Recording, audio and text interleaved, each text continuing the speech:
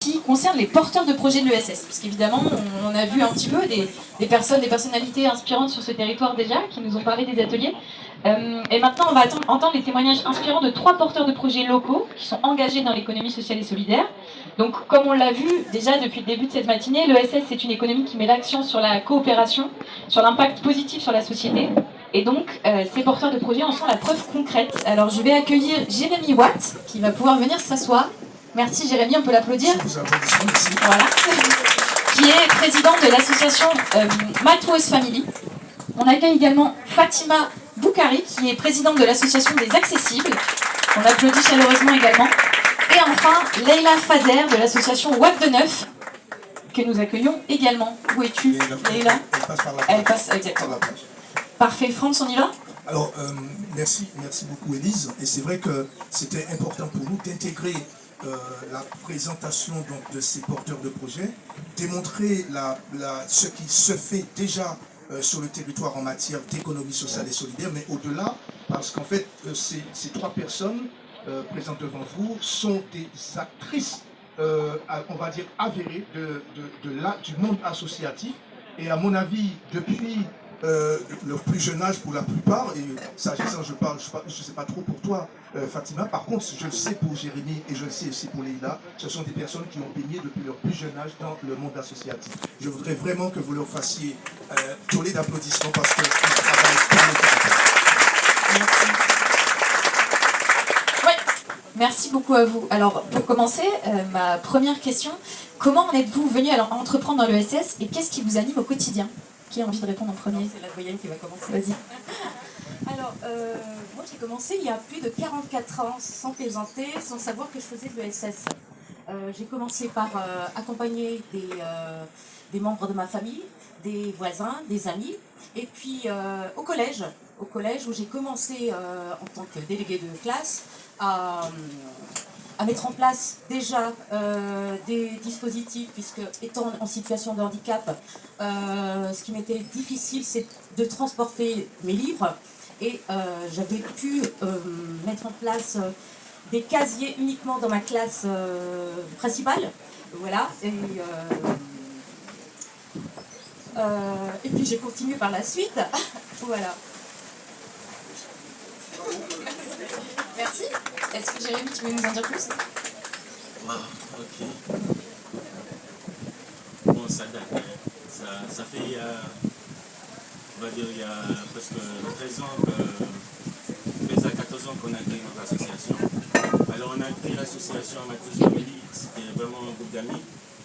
On a commencé par la musique et par rapport à la popularité qu'on avait avec la musique et tous les jeunes qui nous suivaient, etc., on a décidé de rentrer dans le monde associatif. Donc on était une association sans vraiment être déclaré, on va dire. Parce qu'on avait tous le même but, les mêmes projets, les mêmes rêves, c'était de vraiment devenir des superstars ou quelque chose dans ce domaine. Alors là, j'ai aussi vécu presque une dizaine d'années aux États-Unis. Alors, pour pouvoir me lancer dans le monde associatif, ça a fait un peu partie de mon parcours de vie. J'ai vécu aux États-Unis, je suis tombé dans les gangs, etc.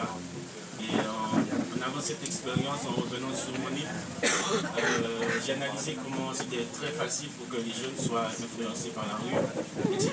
Et alors, une des premières manifestations que nous avons organisées, c'était quand ma ancienne directrice, Madame Aline Onson, c'est quelqu'un qui...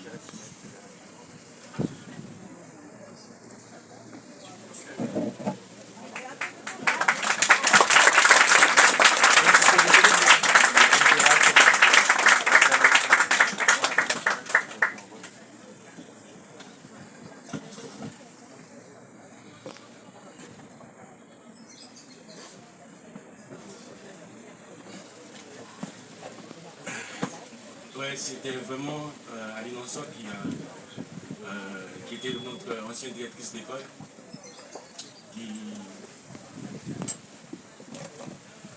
Est-ce que tu veux que je te laisse un petit peu le temps de respirer? Je vais laisser Leïla nous parler un petit peu et on revient vers toi après. Leïla, merci Jérémy. Leïla, je repose la question. Comment est-ce que tu es venu à entreprendre dans l'ESS et qu'est-ce qui t'anime au quotidien?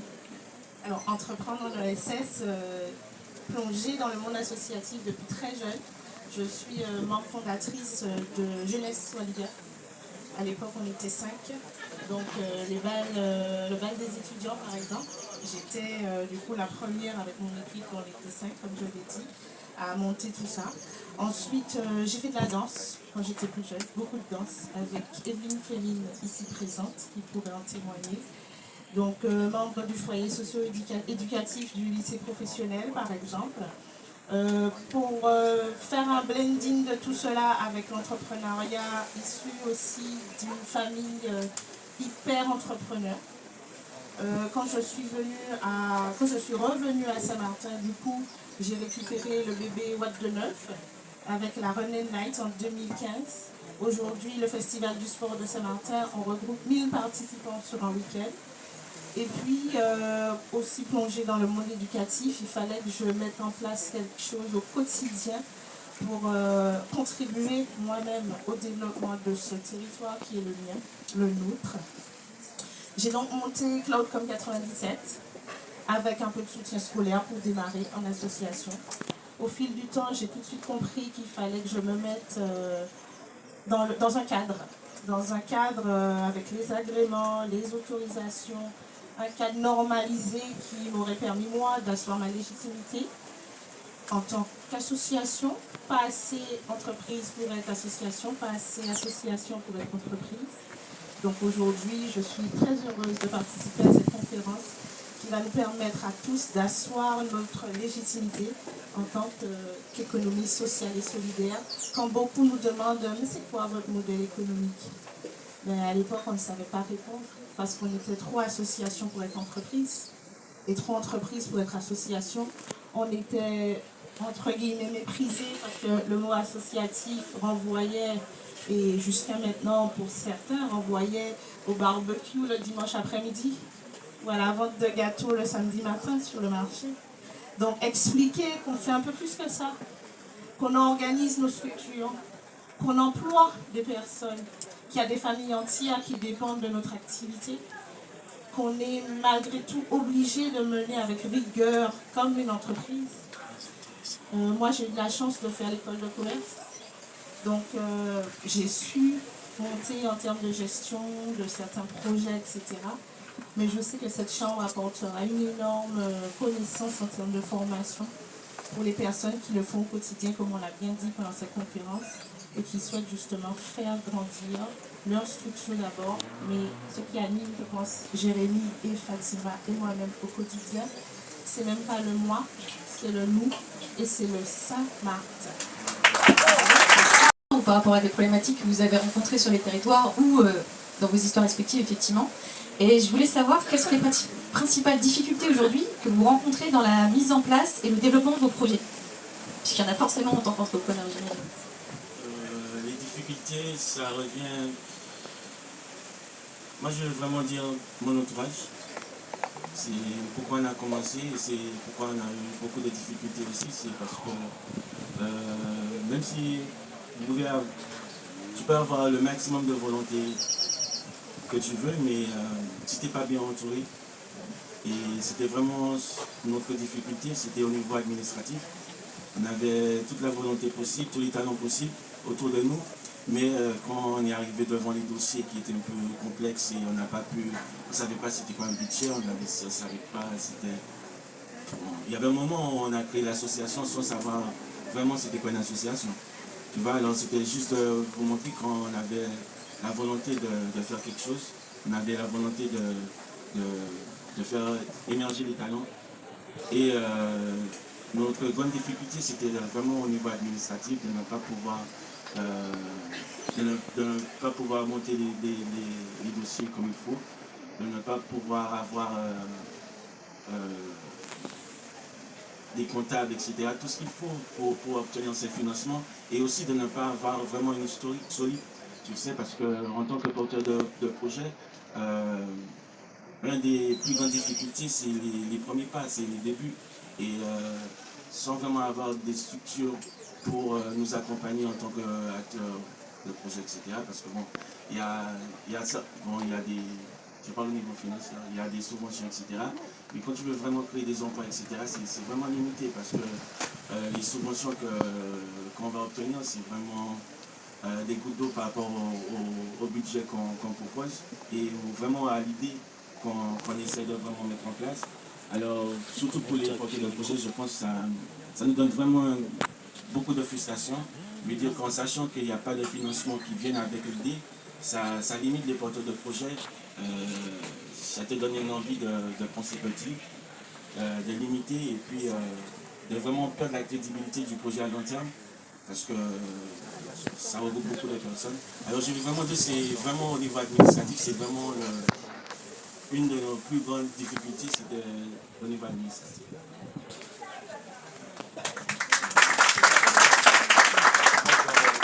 Alors, pour notre association, pour nous, le problème a été la difficulté durant des années. Nous avons eu des problèmes pour accéder au financement aux différents montages de projets. Pourtant, les projets, c'est pas ce qui manque au sein de notre association. Et la difficulté a été d'ordre administratif. Et pourtant, nous agissons pratiquement à 100% au niveau de l'administration, l'accompagnement des usagers.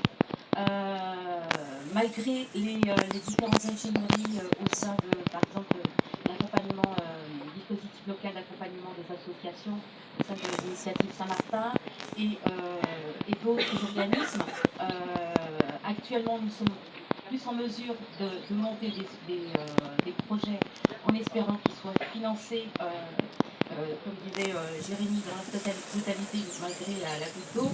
La différence de ce que dit Jérémy, c'est que nous avons des grands projets qui peuvent impacter sur tout le territoire, sur tous les usagers, qu'ils soient en situation de handicap, que ce soit des jeunes, que ce soit des personnes, nos aînés, et surtout les enfants.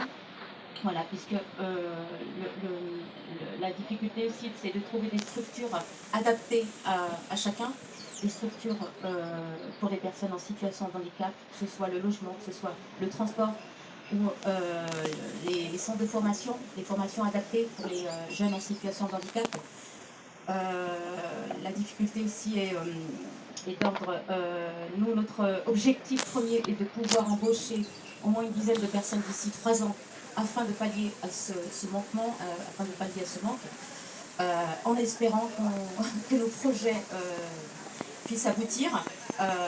Et je suis convaincue qu'ils seront aboutis puisque nous sommes dans les premiers à avoir signé un accord avec l'ESSOR, Saint-Martin, l'USS Trans-Outre-mer de Saint-Martin.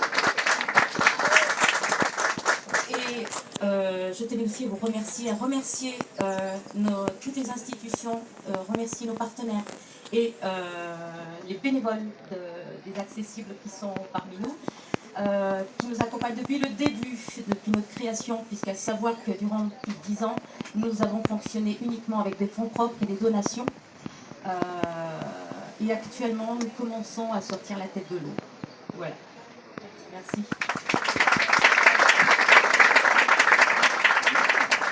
Oui, alors on est plutôt sur les difficultés. Quelle difficulté tu as pu rencontrer, Leïla, dans ton parcours d'entrepreneur? Alors, comme disaient mes amis, hein, et on va lâcher le morceau. Comme disaient mes amis, effectivement, je pense qu'à notre niveau, les difficultés sont principalement financières. C'est-à-dire qu'on a des projets plein la tête. Mais en effet, le côté ESS n'étant pas validé à 100% jusqu'à maintenant, on passait sur une subvention qui était légère dans tous les projets qu'on avait dans la tête. Ceci étant, elle avait le mérite d'exister. Hein. On ne va pas dire qu'elle n'est pas valide. Alors moi, la principale difficulté, je parle de Cloudcom 97, centre de formation, ouvert en 2017, en mai 2017. Donc vous savez ce qu'il y a eu en 2017. On ne va pas le rappeler. En septembre 2017, il y en a.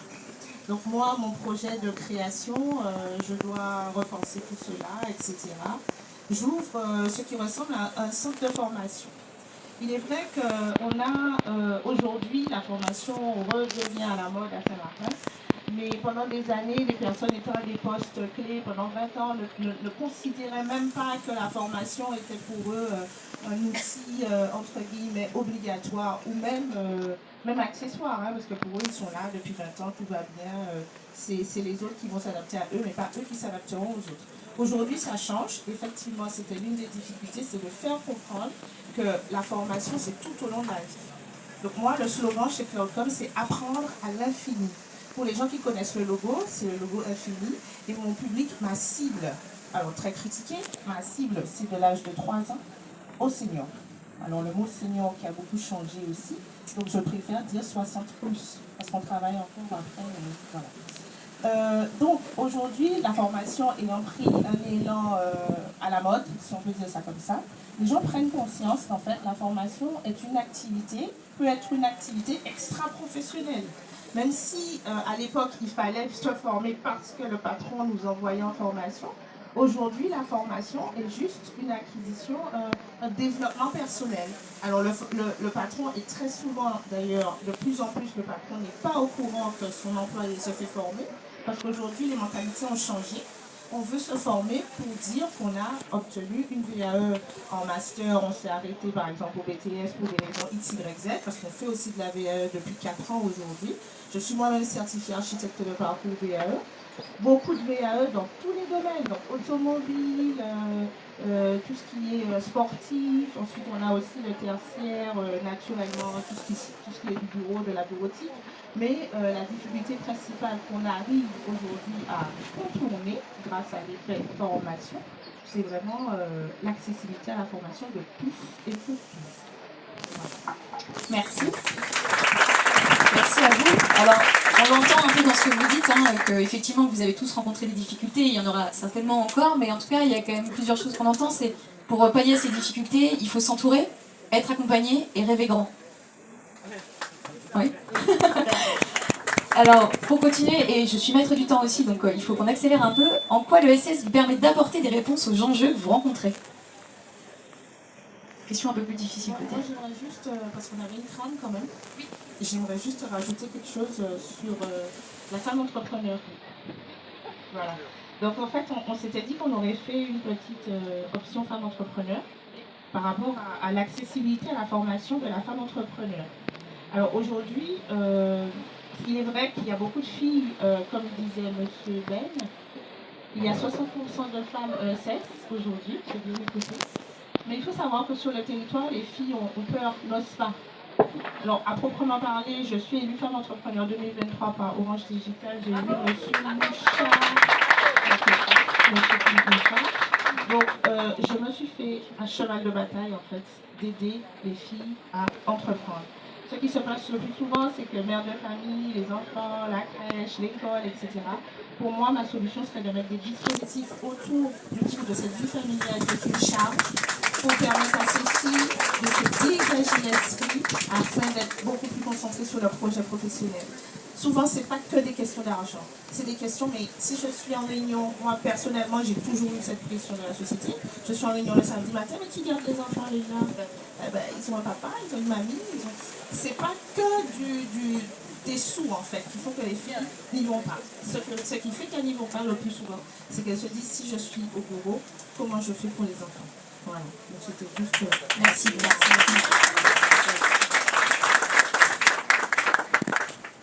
Philippe Procleur, oui, je profite. Je crois qu'on ne s'est pas vu depuis 2 ans. Donc Philippe Procleur, je te laisse te présenter. Je le laisse. Bonjour messieurs, dames, je suis désolé, je prends le train juste en marche. Philippe Procleur, donc délégué régional pour Orange. Délégué, responsable pour la Guadeloupe et les îles du Nord. J'ai le plaisir de venir travailler de temps en temps ici, où j'ai rencontré Leïla, on a eu l'occasion de travailler déjà ensemble sur plusieurs sujets, et on va continuer. Donc voilà, et pour nous, Orange, l'ESS, c'est quelque chose qui commence à poindre, on commence à s'y intéresser. Alors je ne sais pas pourquoi, mais je fais le parallèle avec les grandes entreprises qui sont nées dans leur garage. Vous voyez de quoi je parle, et pour moi l'ESS c'est un peu ça, c'est-à-dire que nous aujourd'hui, Orange, on ne peut pas faire l'impasse sur le monde associatif, sur ce qu'il peut créer, sur ce qu'il peut emmener dans les territoires, sur l'emploi qui peut être créé. Et donc pour nous, c'est un honneur de pouvoir travailler avec des gens comme Leïla ou d'autres associations Pour ça, je compte sur France également pour qu'on puisse travailler dans le monde associatif sur Saint-Martin. Et voilà ce que je voulais vous dire. Donc, passez une bonne matinée. Ça a été une très bonne réunion, je pense. Et au plaisir de vous croiser. Merci. Merci.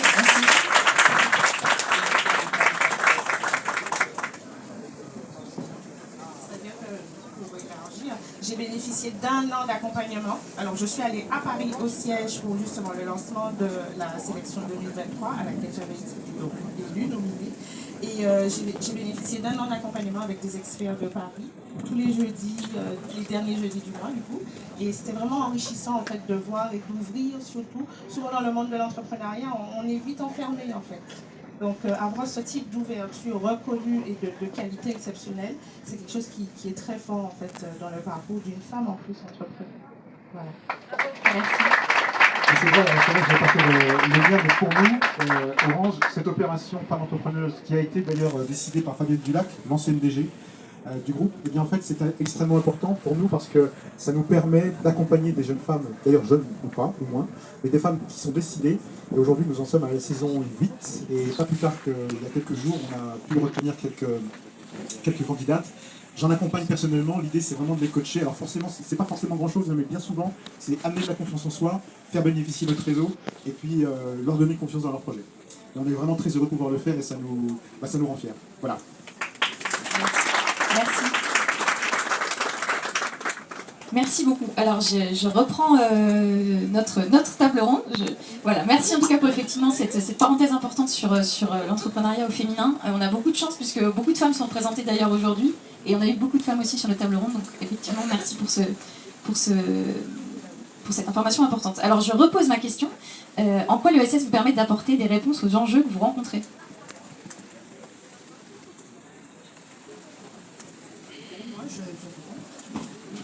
En fait, pour moi, l'ESS me permet d'apporter des réponses. Déjà, pour tout ce qui est consortium en fait, entre associations, c'est quelque chose de puissant parce qu'on le fait de façon très consciente depuis très longtemps. Et aujourd'hui, c'est vrai que dans les nouveaux dossiers, les dossiers nouvelle génération, le consortium est apprécié de la part des financeurs. Donc, pour moi, l'ESS permettra de mettre en collaboration tous ces efforts, quels que soient les domaines dans lesquels on opère. Je retrouve un petit peu aussi l'entraide et les coopérations. De la caméra. Actuellement, nous travaillons avec l'union d'associations, nous avons créé l'union locale de la Confédération syndicale des familles, où nous travaillons tous ensemble en mutualisant nos moyens, qu'ils soient matériaux ou des bénévoles. Nous travaillons main dans la main, et surtout pour monter nos projets.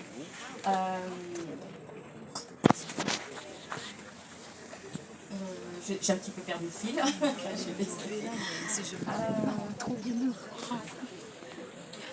Oui. Alors, ce qui nous permettra de mettre en place des formations adaptées en fonction des besoins des jeunes en situation de handicap.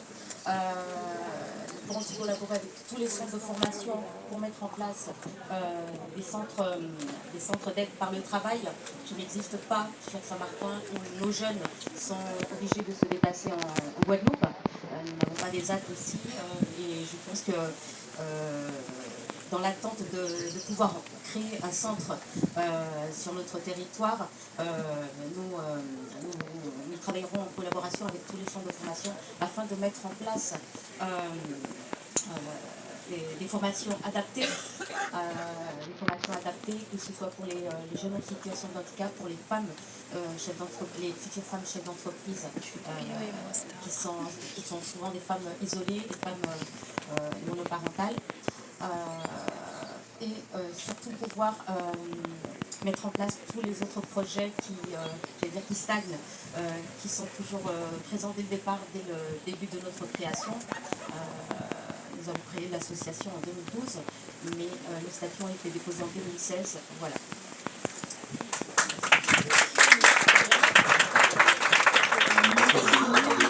Je peux poser la question. Oui, on était sur en quoi l'ESS te permet d'apporter des réponses aux enjeux que tu peux rencontrer. En fait, tout ce qu'on fait, en fait, on a créé une association sur ces valeurs. Qui, par exemple, on a un projet de magazine associatif que vous pouvez voir ici. Alors, à ce jour-ci, on a pu réaliser une vingtaine d'éditions. Et franchement, on faisait de l'ESS sans vraiment le savoir. Ça fait plus de 15 ans qu'on attend un événement comme ça, je ne vais pas vous mentir. Déjà, je remercie la volonté de la collectivité parce que je pense que c'est vraiment une volonté politique qu'on se retrouve là aujourd'hui aussi parce que pour ceux qui sont sur le terrain, je pense que ça fait plus d'une quinzaine d'années qu'on se croise et on attend vraiment du concret pour, comme je ne me rappelle pas de son nom, mais c'est beaucoup de blablabla. Et on aimerait vraiment du concret, vraiment que ça prend la route, quoi, parce qu'en attendant, on a pu réaliser une vingtaine de magazines, juste pour vous montrer sans formation. On n'est pas des graphistes, on a appris tout sur YouTube parce qu'on a pris le temps pour nous former sur YouTube. Parce qu'on n'avait pas les moyens, on savait pas, il n'y avait pas les formations pour ce qu'on demandait en fait. Il y a beaucoup de formations, mais au niveau infographiste, on voulait aussi promouvoir tout ce qui est... Bon, en fait, tout ce qu'on fait, c'est on met l'humain au cœur de nos actions. Et Mactus est vraiment créé sur ces valeurs-là. Et je tiens à remercier tout le monde qui est là aujourd'hui. Voilà. Merci Jérémy, merci beaucoup. Alors, on l'entend, je pense que cette conférence était attendue, donc c'est un plaisir de tous vous réunir aujourd'hui. Alors juste une dernière petite question avant de passer la main à cette clôture. Si demain, l'économie sociale et solidaire est pleinement développée à Saint-Martin, à quoi ressemblerait l'écosystème idéal selon vous? Est-ce que vous avez un dernier mot là-dessus? Alors pour moi, ça m'a été déjà reconnu parce que je me les visages quand je disais ça. Pour moi, l'économie sociale et solidaire parfaite serait que nous, déjà, associations fonctionnant en ESS, qu'on continue à faire ce qu'on sait faire et qu'on s'améliore naturellement. Mais ce serait aussi d'avoir la reconnaissance, en fait, des gens qui disaient qu'on était trop association pour être entreprise, d'avoir la reconnaissance de l'éducation nationale, d'avoir la reconnaissance, en fait, du fait que nous aussi, on apporte une vraie pierre à l'édifice. Voilà. Donc ce serait ça pour moi, le gros lot. Ce serait de savoir qu'on consulte aussi les associations ESS pour savoir ce qu'elles pensent de tel ou tel sujet. Juste pour faire une parenthèse conclusion, aujourd'hui, association centre de formation, j'ai absolument tous les agréments et même le centre de formation entreprise. Donc j'ai les mêmes obligations en fait. Donc on n'est pas moins que des entreprises. On fonctionne juste avec l'humain au cœur de notre développement. Voilà.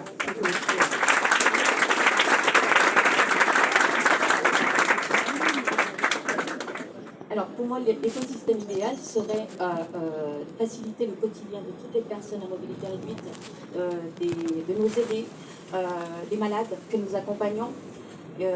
Pour moi, j'allais dire que ce serait un monde de bisounours peut-être pour certains, mais accessible pour tous. Accès à l'espace et aux activités de loisirs pour tous. Des zones de loisirs sécurisées, destinées tous. Des infrastructures adaptées aux besoins des personnes âgées ou des personnes en situation de handicap, des services de base pour faciliter le quotidien, comme le transport, les prestations de services adaptés.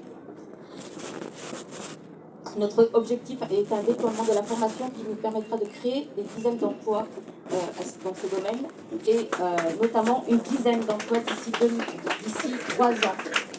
Et je suis convaincue qu'on pourra y arriver. Et je suis convaincue aussi que si nous travaillons tous ensemble, nous pourrons surmonter tous ces défis et créer un futur lumineux pour notre territoire. Sans oublier qu'en 1901, lors de la création de l'association de 1901, ce qui était le plus important, c'est la découverte. C'était un tournant important pour la population française car elle a permis de protéger l'identité des citoyens, de faciliter la constitution d'associations qui n'étaient pas forcément autorisées auparavant, de promouvoir le pluralisme et de recevoir des dons et des capacités et reconnaître l'association comme un acteur au sein de la société française et européenne. Merci.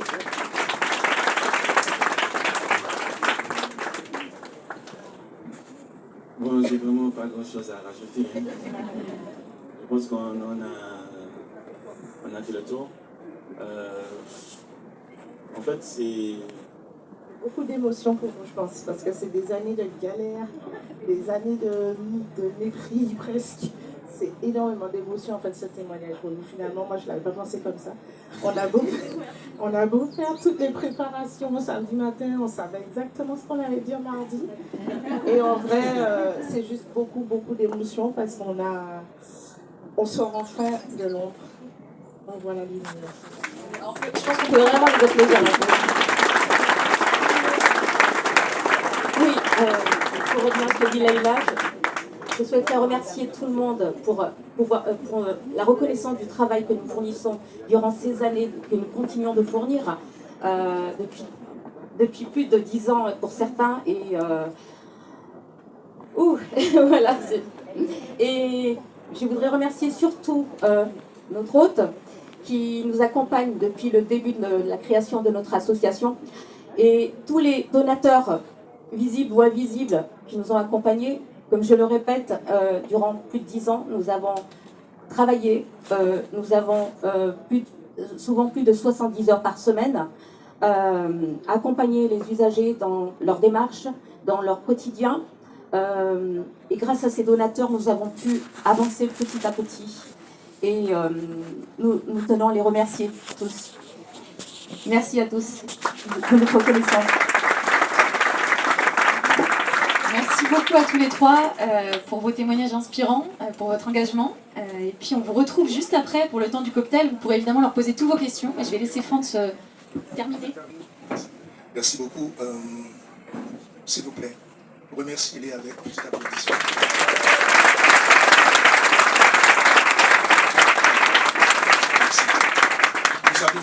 Nous arrivons donc à la fin de cette enrichissante et merveilleuse matinée d'échange, aussi d'abord parce qu'on a découvert un certain nombre d'individus, de personnes, mais aussi leur force et sens de l'engagement dans la pratique de l'économie sociale et solidaire.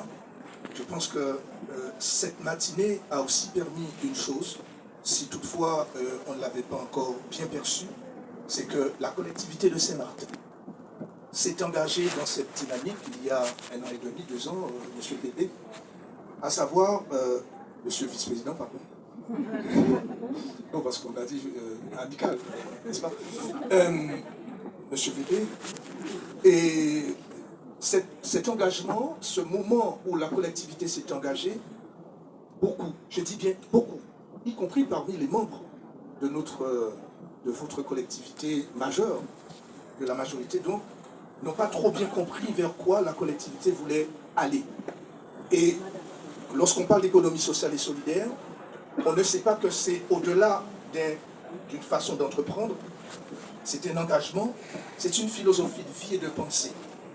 Et cette philosophie de vie et de pensée incarnée telle que vous l'avez pu le découvrir ce matin par Benoît Hamon, on l'a dit, 2 fois ministre, qui aurait pu se dire, mais qu'est-ce que l'économie sociale et solidaire peut m'apporter après avoir été 2 fois ministre d'État, et que, sachant que demain, je peux partir vers des horizons beaucoup plus encore, pourquoi pas, avocat d'affaires et je ne sais quoi d'autre, et s'enrichir à pléthore. C'est pas qu'il refuse d'être riche. Ce qu'il se dit, c'est que si je dois être riche, comme beaucoup d'entre vous, mesdames et messieurs, acteurs et actrices donc, de l'économie sociale et solidaire sur le territoire de Saint-Martin, c'est que vous avez fait un choix de dire, je veux d'abord entreprendre avec l'humain au cœur de la décision de tout ce que je vais faire pour ce territoire. Je voudrais sincèrement vous remercier tous pour avoir fait ce déplacement, non pas pour m'écouter moi, pour entendre dans quelle dynamique nous nous instaurons dès aujourd'hui, et d'ailleurs depuis 1 an et demi, mais à partir d'aujourd'hui, parce qu'en fait la prochaine volonté, c'est la création de cette belle chambre territoriale de l'économie sociale et solidaire, qui voudra que aucun acteur de l'ESS ne soit laissé sur le bord du chemin. Tout à l'heure là, il y a quelqu'un, merci. Tout à l'heure là, il y a quelqu'un qui m'a demandé, un acteur actuel et certainement encore grandissant potentiel, qui m'a demandé, Franz, est-ce que dans l'accompagnement des entreprises et des projets de l'économie sociale et solidaire, est-ce qu'il y a des limites de financement? Et je lui dis, mais une banque qui est ESS n'a pas de limite de financement. Une entreprise, aussi grande soit-elle aujourd'hui dans l'économie sociale et solidaire, ne peut pas dire, je ne vais mettre que 500 € pour réaliser mon projet. Si j'ai besoin de 5 millions, rassurez-vous, c'est pas que les 5 millions vont tomber comme ça du ciel. Par contre, l'engagement de faire du développement de l'économie sociale et solidaire sur le territoire pour la collectivité de Saint-Martin, accompagné de ESS France et de ESS France Outre-mer, je peux vous dire que les moyens, nous irons les chercher pour développer cette économie-là parce qu'elle est certainement l'avenir du territoire de Saint-Martin.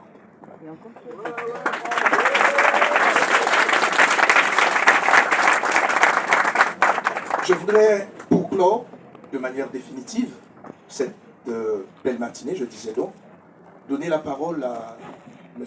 Alain Richardson, premier vice-président de la collectivité de Saint-Martin, en charge de l'économie sociale et solidaire en tant qu'élu. Et merci d'avoir fait le déplacement. Merci.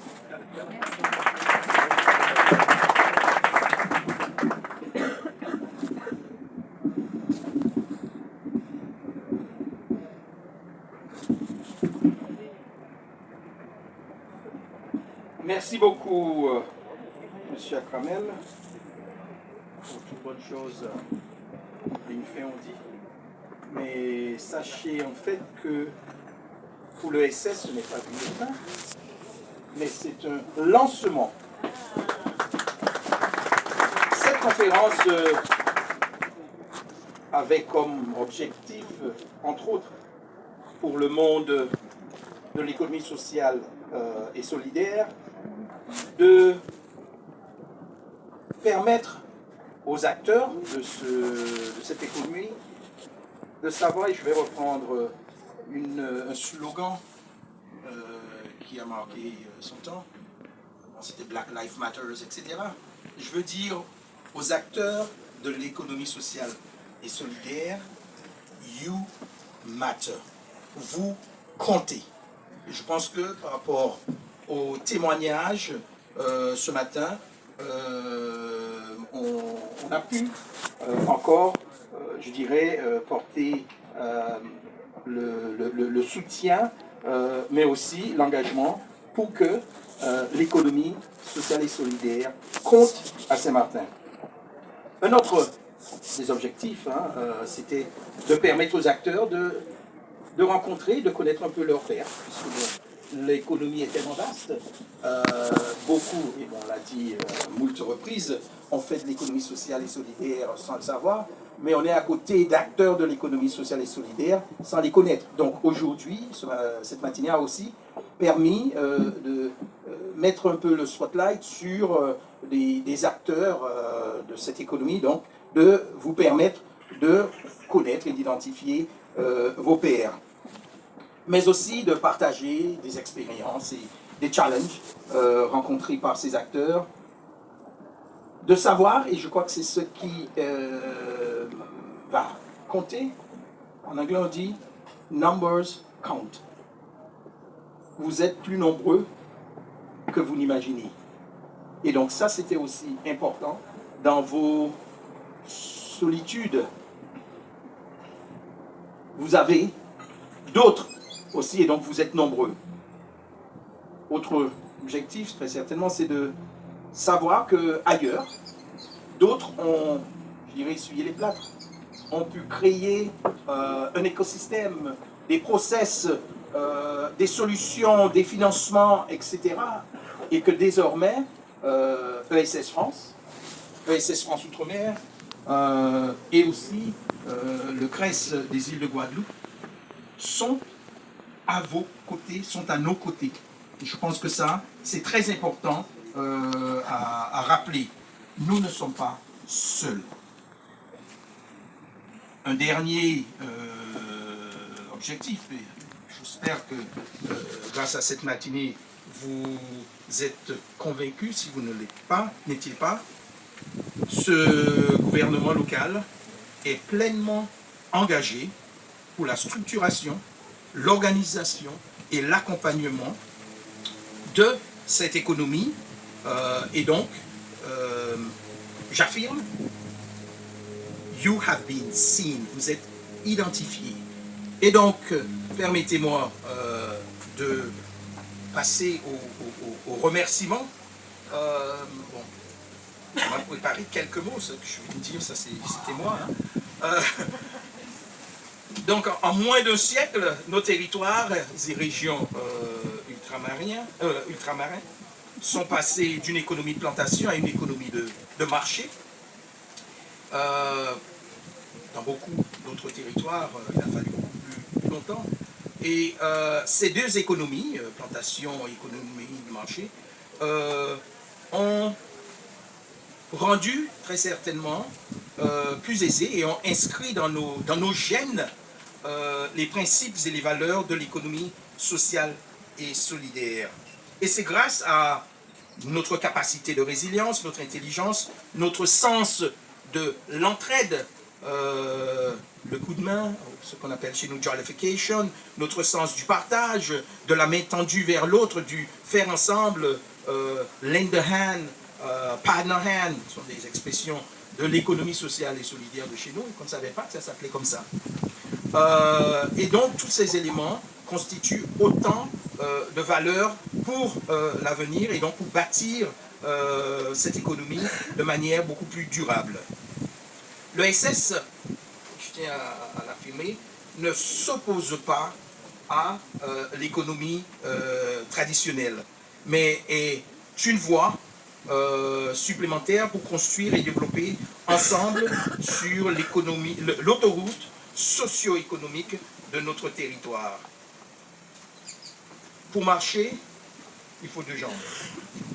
Il est vrai que pour l'instant, sur nos territoires, la jambe de l'économie traditionnelle est la jambe sur laquelle nous marchons, mais nous devons avancer. Et donc, pour avancer, ce deuxième pan, cette deuxième jambe, l'économie sociale et solidaire, doit être renforcée. Et, je l'ai dit ce matin, je pense que nous sommes tous désormais conscients que cette économie existe et elle est là de manière durable. La chose intéressante, c'est que ces deux économies sont basées sur le mot capital. L'économie traditionnelle, le capital, c'est l'argent. L'économie sociale et solidaire, le capital, c'est l'humain. C'est aussi l'environnement. Je souhaite donc, et c'est un engagement de la part de ce gouvernement local, et c'est un engagement personnel, puisque je suis en charge de cette délégation, cette deuxième jambe sera renforcée pour qu'effectivement nous puissions marcher sur deux jambes solides.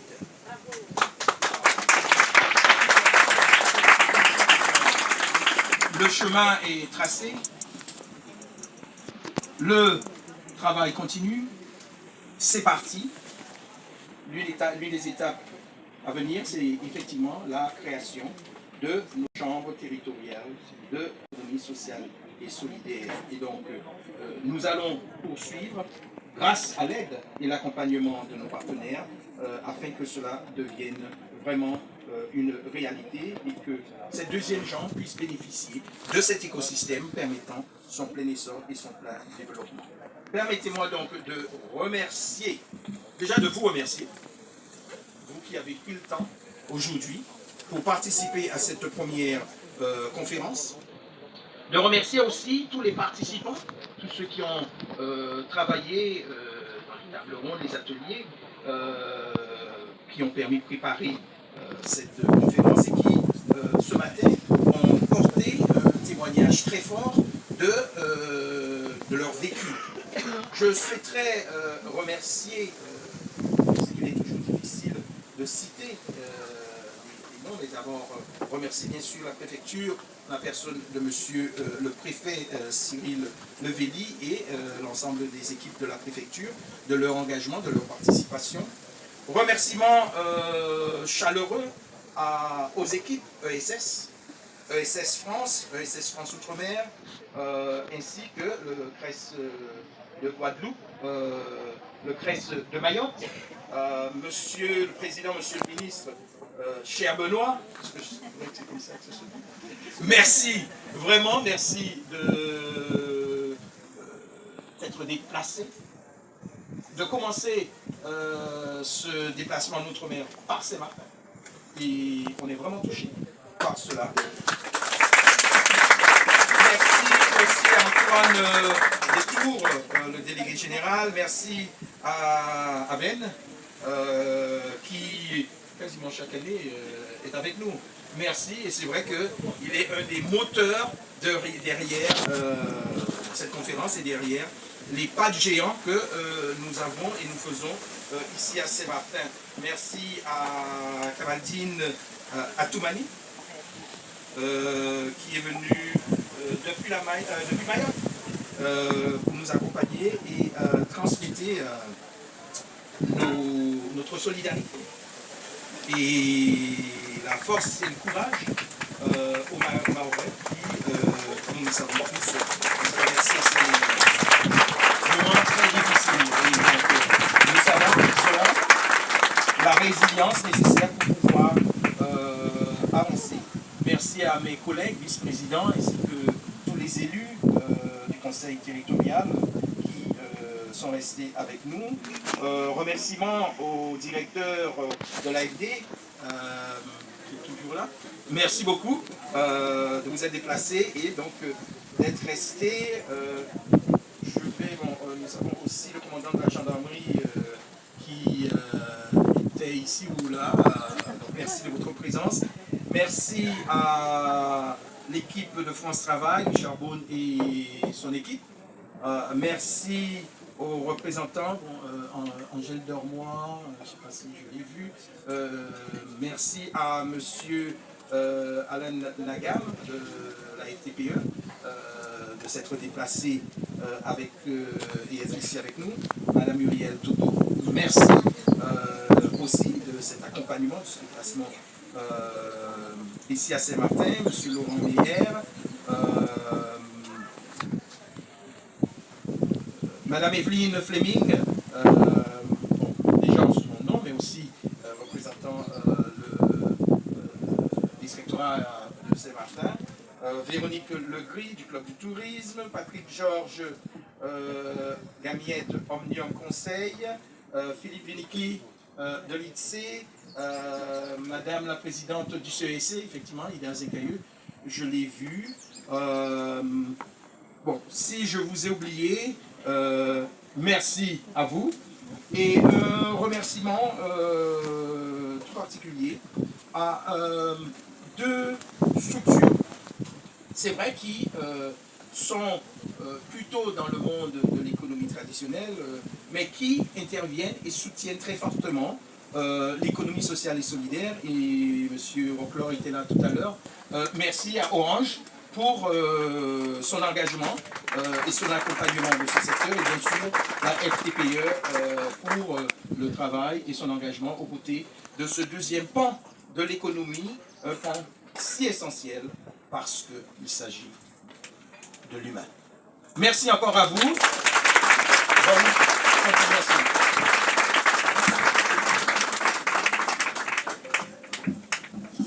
Merci beaucoup, monsieur le Premier vice-président. Je crois que vos ventres crient famine et qu'il va être temps de pouvoir nous diriger vers le cocktail. Vous étiez presque plus de 150 ce matin, donc c'est vraiment un réel plaisir de vous avoir tous accueillis ici. On est ravis de cette matinée, on espère que vous aussi. On va vous laisser autant d'échanges, et avant ça, on voudrait faire aussi un petit clin d'œil à la Crèce de Mayotte et passer une petite vidéo qui a été tournée à Mayotte et qui représente bien aussi l'ESS sur les territoires des Outre-mer. Et puis ensuite, eh bien, à tout à l'heure pour le cocktail. Et oui, pardon, alors oui, effectivement, merci. Et on va aussi remercier effectivement l'Hommage Hôtel qui nous a accueillis ce matin, qui guidait, qui nous a accompagnés pour cette préparation. Et voilà, j'espère que ça vous a plu.